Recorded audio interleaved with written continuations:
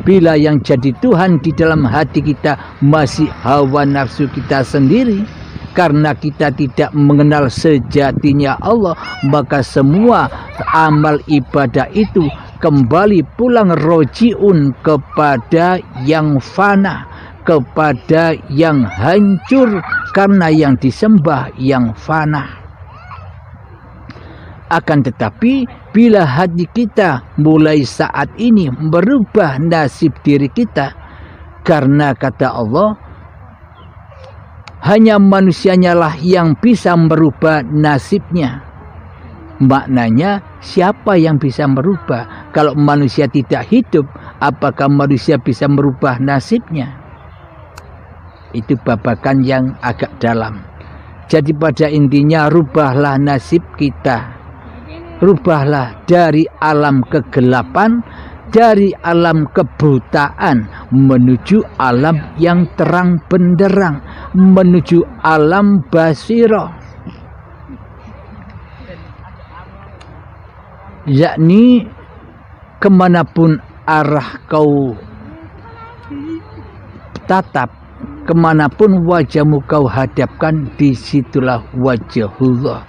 Itulah tanda orang-orang yang beriman. Itulah tanda orang-orang yang sudah Islam, yang sudah selamat hatinya di sisi Allah. Jadi bagi mereka lah orang-orang yang mendapatkan pahala di sisi Allah. Karena apa? Karena mereka, karena manusianya sudah kembali ke rahmatullah dengan rela dan ridho hatinya. Sudah tidak jadi Tuhan lagi. Bagaimana cara mudahnya? Ya lewat baiatan. Akan mudah menuju ke sana. Karena memang sudah diamanahi untuk itu. Bagi Anda yang masih mempertahankan keegoan hawa nafsu Anda, bagi Anda yang masih merasa faham tentang ilmu ketuhanan, ya silakan cari sendiri, ya silakan belajar sendiri. Yang terpenting ilmu dan tatanannya sudah dihidangkan dengan gratis di channel atau di Uripe Allah channel. Jadi memang jika bukan kehendak Allah, maka tak akan bisa manusia mendapatkan hidayah Allah. Jika bukan kehendak Allah, maka tak akan mendapatkan syafaat dari Allah. Jadi memang semua di dalam kendali kehendaknya Allah sendiri, bukan kehendak manusianya.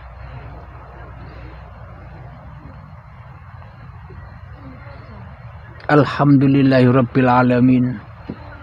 Semoga kita selalu mendapatkan bimbingan Allah Subhanahu wa taala sehingga kita dapat memahami, mendalami bagaimana makna beragama dan bertuhan di sisi Allah, sehingga kita bisa berbenah hati kita, berlomba-lomba dengan ajal.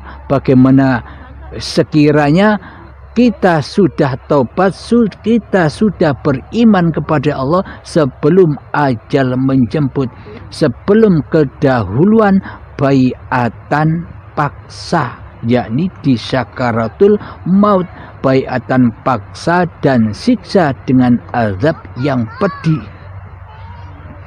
Semoga saya dan semoga kita semua selalu di dalam lindungan Allah Subhanahu wa taala. Jadi sayangilah amal-amal kita. Jadi perbaruilah amal-amal kita. Yang lalu-lalu biarlah berlalu, karena yang lalu-lalu memang sudah zong, sudah tidak ada, sudah tidak berlaku, karena sudah dimakan, dinikmati oleh hawa nafsu kita sendiri. Marilah kita bacakan ayat Allah lagi, firman-Nya Allah di dalam surat Al-An'am ayat ke-88. Bismillahirrahmanirrahim. Walau asyraku lahabita anhum ma kanu ya'malun. Seandainya mereka mempersekutukan Allah, niscaya lenyaplah dari mereka amalan yang telah mereka kerjakan.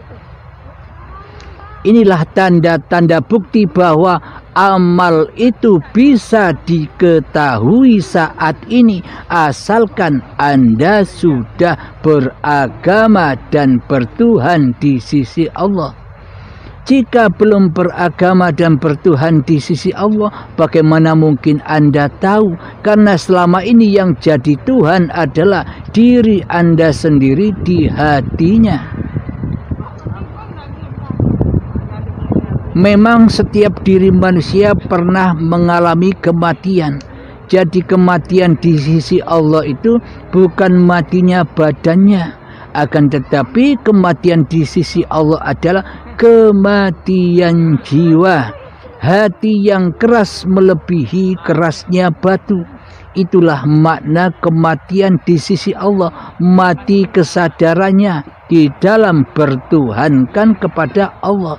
Itulah yang dikatakan mati di sisi Allah.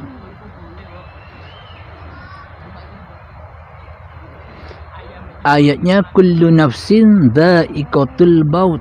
Setiap yang bernyawa pasti akan mengalami kematian. Maksudnya bukan nyawa itu banyak, nyawa itu satu, roh itu satu, jiwa itu satu, hati itu satu, hayatullah itu satu, tak ada bandingnya. Jadi yang dimaksud setiap yang bernyawa itu pasti akan mengalami kematian. Maksudnya manusia yang merasa hidup ini sebagai hidup manusianya, maka itulah yang disebut mati. Mati jiwanya, mati kesadarannya di dalam bertuhan. Karena yang jadi Tuhan selama ini di hatinya adalah dirinya sendiri, adalah hawa nafsunya sendiri, adalah egonya sendiri, yang selama ini ingin menang sendiri, yang selama ini ingin benar sendiri. Inilah yang dimaksud syaitan yang terkutuk. Selama ini kita tak terasa setelah bersekutu dengan setan yang terkutuk untuk menjauh dari Tuhannya. Sebenarnya di dalam hati kita hakikatnya tidak percaya bila diri kita ini sebagai makhluk. Hanya dusta saja manusia bicara bahwa dirinya adalah makhluk. Itu semua dusta. Bila kita ini menganggap diri manusia kita ini adalah makhluk, tentu apa bedanya dengan gunung, dengan hayawan, dengan tumbuhan, dengan batu, dengan minuman ini yang tidak dapat bergerak tanpa digerakkan oleh hidup.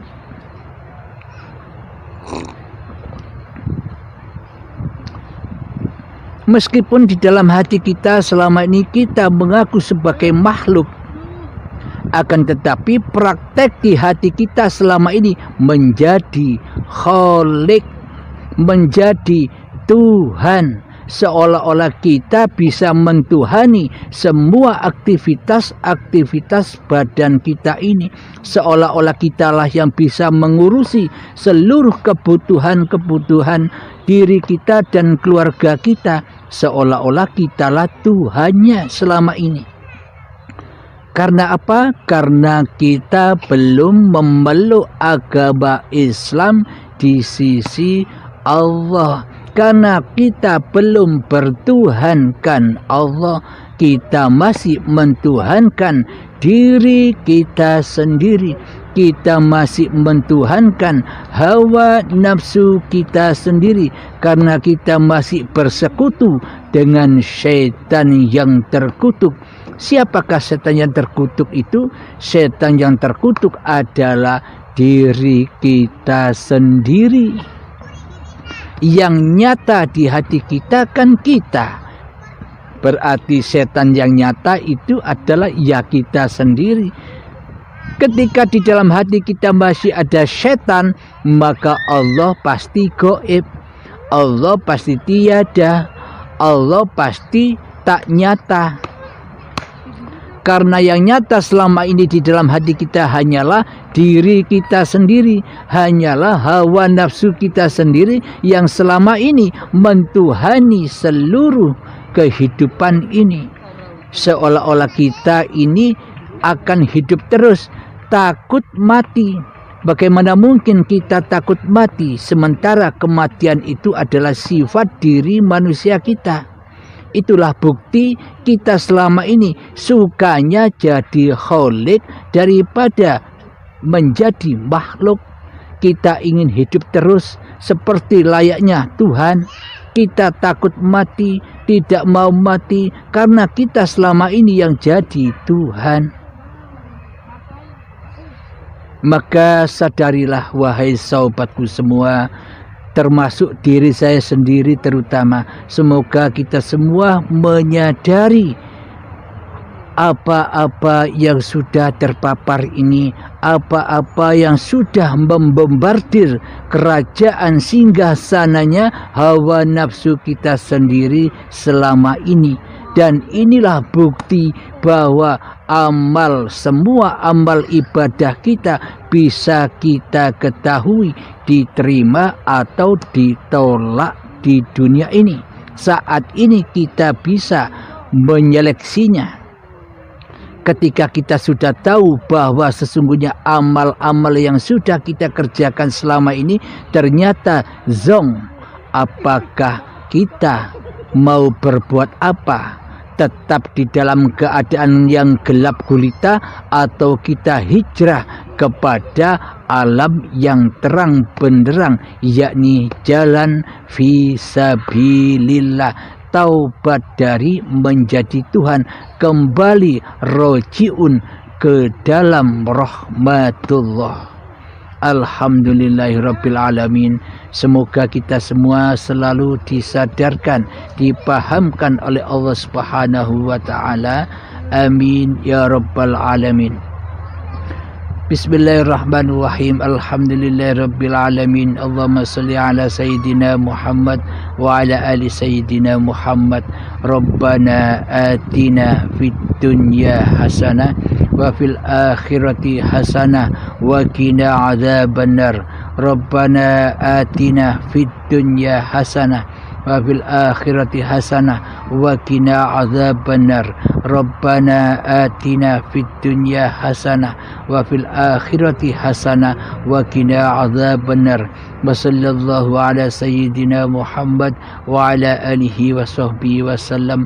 Walhamdulillahi rabbil alamin. Al-Fatihah.